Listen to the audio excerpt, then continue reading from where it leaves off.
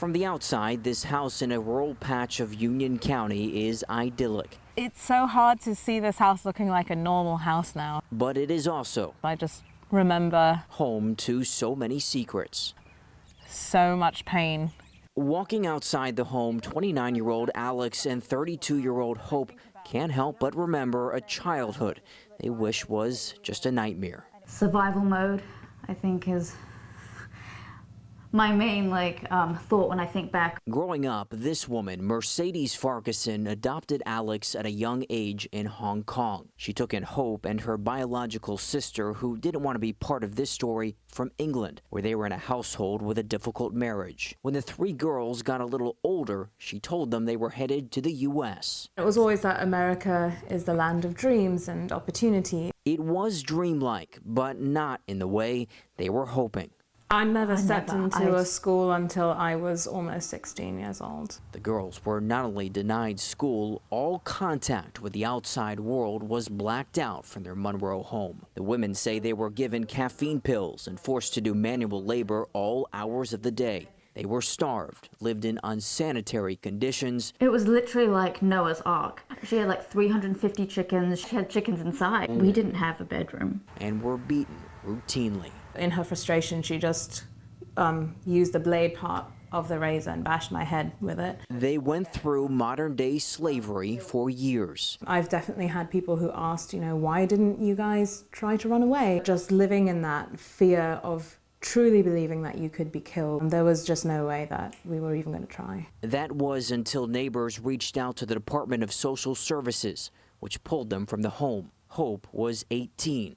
Alex was 15. The DSS car drove in, and I remember seeing the car driving in through the reflection on that window and then turning around. Alex and Hope's experiences at this home represent an issue that isn't often talked about: labor trafficking. We really need to assess what already exists. Nearly 100 miles from Alex and Hope's childhood home is a meeting going on that is rare in the state. To my knowledge, we're the first task force within the state of North Carolina to address it. Rachel Parker is the anti-human trafficking program manager at World Relief Triad, a nonprofit in central North Carolina. She leads the Triad Labor Trafficking Task Force. The group includes people from law enforcement and the healthcare and legal fields. It's been going on for around a year and is admittedly a new concept for officers. Everything I know about labor trafficking I learned in the last 14 months. Labor trafficking falls under human trafficking, but Parker says it's often glossed over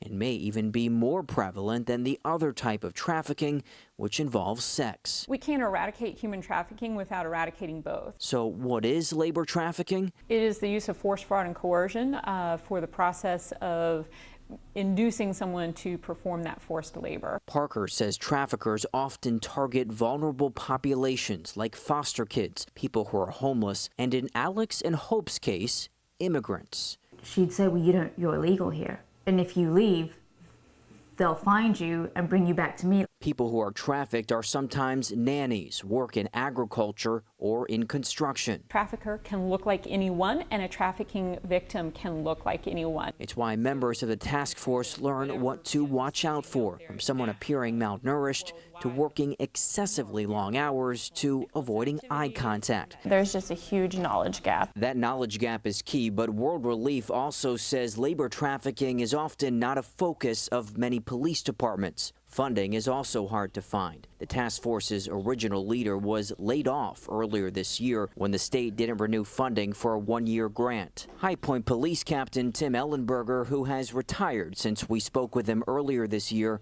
says tackling the problem can't wait any longer. I've done this for 28 years. My hope is that someone doesn't have to go 28 years to figure out that they've missed these signals. We'd have to pack the van up and... The warning signs were there for these sisters. Around 15 years since they escaped their childhood, they've gone to college, are working, and Alex will soon be a mom. It does make me kind of sad because this is such a beautiful house. As we returned with them to their home this February, the current owner of the house, who has no connection to the women's former caretaker, came outside and invited us in. This room is the hardest one to be in the house. Because this is where everything bad happened, yeah. Oh.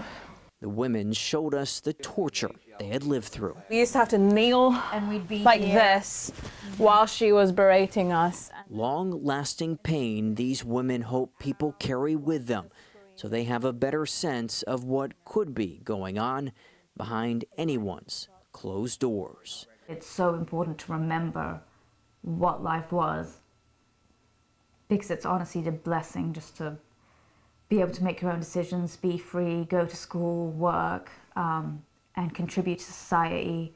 Now, charges against Mercedes Farquharson, who was supposed to be the girl's caretaker, were dismissed by a judge because she was considered mentally incompetent. Both Alex and Hope tell us she often referred to herself as Jesus Christ or the Messiah. Farquharson is now reported to be overseas, and the sisters have said they have not seen her since they were rescued. In the studio, Reuben Jones, Spectrum News.